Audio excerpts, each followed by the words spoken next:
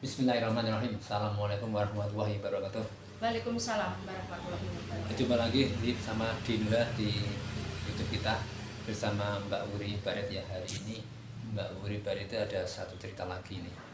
Kebetulan beliau pernah ketemu sama Pak Lanyala. Karena apa? Karena Mbak Wuri sendiri itu sebagai anggota sebagai pengurus, masuk pengurus HKPindo. Apa itu HKPindo? Hikapindo. Kita serahkan pada beliaunya. Kita bercerita pengalaman Mbak Wuri untuk menyampaikan kepada Pak Lanyala itu program dan sebagainya. Monggo Mbak Wuri. Ya, kemarin itu Pak, baik tanggal 15 September kemarin itu kan ada audien di Jakarta dengan Bapak Lanyala, Ketua DPD RI yang ada di Senayan tanggal 15 September itu. Kita sebagai Hikapindo itu Himpunan Kader Penyuluh Indonesia itu melakukan audien itu bersama Pak Lanyala, di mana kita diterima dengan baik, dengan ramah sama beliaunya. Ya hanya kekuatan para kader-kader ini yang berjuang untuk memperjuangkan kesejahteraan dan rehabilitasi rumah koperasi kader penyuluh seperti itu.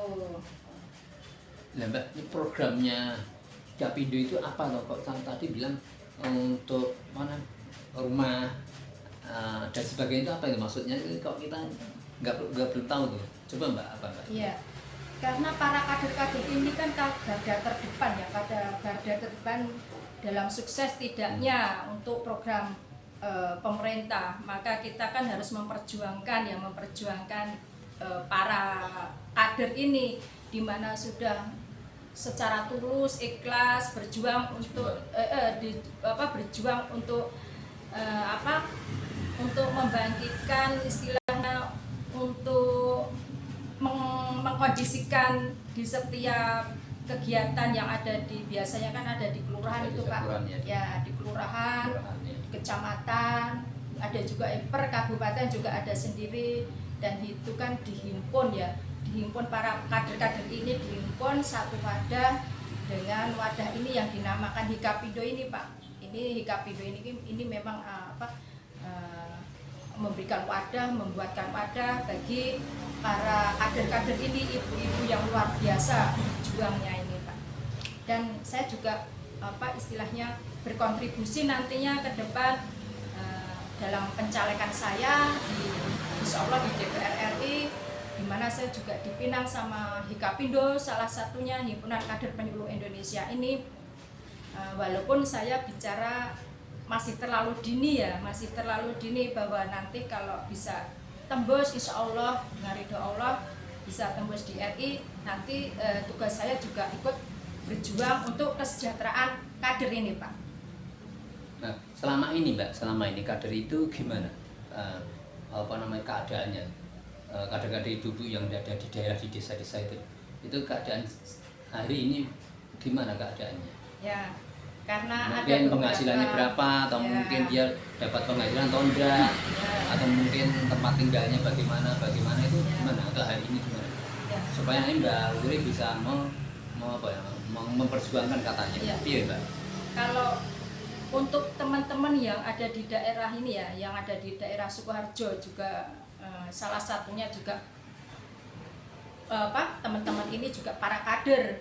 Kader dari ini juga Hikapindo itu ada istilah Mundoroso ya Pak ya. Kalau kesahnya itu selama ini kan memang perjuangannya luar biasa, tulus ikhlas untuk kemajuan desanya, untuk kemajuan kabupatennya atau kecamatannya, di mana mereka itu mempunyai tinggal di situ, dan istilahnya orang-orang seperti ini yang luar biasa garda terdepannya ini sebagai kader ini berjuang tanpa lelah, tanpa pamrih, hanya dengan dikasih istilahnya uang lelah atau uang transport atau itu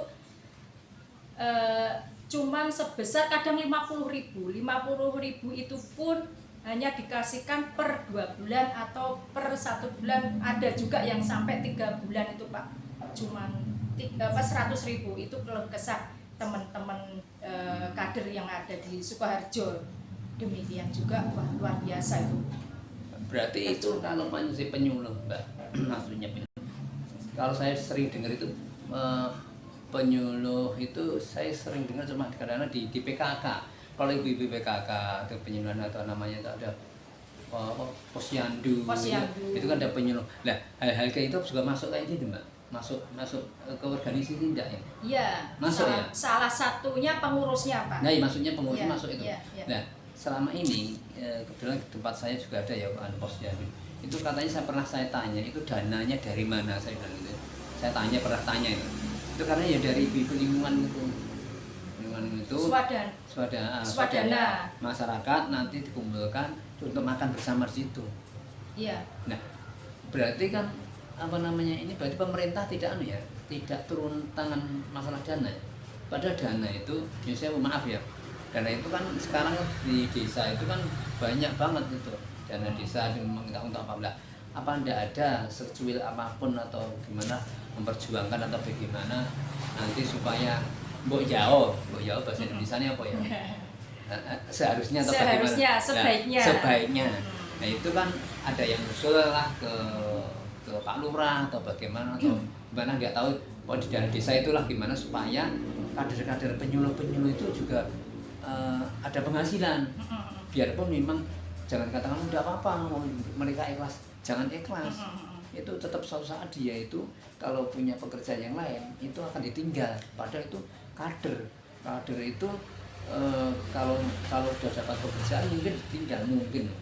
Nah, karena mungkin juga karena dia juga tapi juga panggilan hati loh Pak, ibu-ibu para kader ini yang luar biasa. Alhamdulillah kalau itu memang itu istilahnya panggilan hati. Nah, tapi apakah kita bangsa Indonesia yang kaya raya kayak ini mau cuma menunggu panggilan hatinya ibu-ibu kan kasihan. Oke, itu memang bagus kita hargai lah. Kita hargainya panggilan hatinya itu yang kita hargai itu.